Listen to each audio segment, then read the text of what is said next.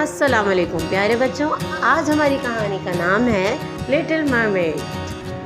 ایک دفعہ کا ذکر ہے کہ سمندر کی گہرائیوں میں ایک خوبصورت ننھی جل پری رہتی تھی جس کا نام ایریل تھا۔ ایریل کو انسانی زندگی میں بہت دلچسپی تھی۔ وہ اکثر سمندر کی سطح پر آ کر انسانوں کی زندگی دیکھتی تھی۔ ایک دن ایریل نے ایک شہزادے کو دیکھا جو اپنے جہاز پر سوار تھا۔ اچانک طوفان آیا اور جہاز ڈوبنے لگا۔ ایریل نے بہادری سے شہزادے کو بچایا اور اسے ساحل پر لے آئی۔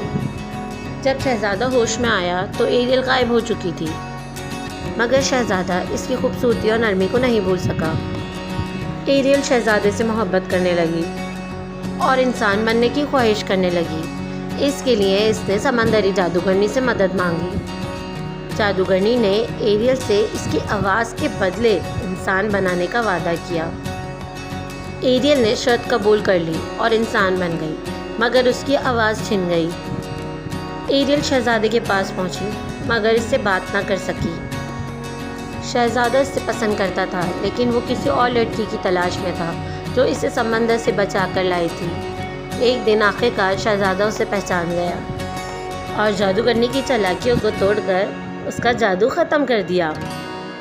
ایریل کی آواز واپس آ گئی اور شہزادے نے اس سے شادی کر لی۔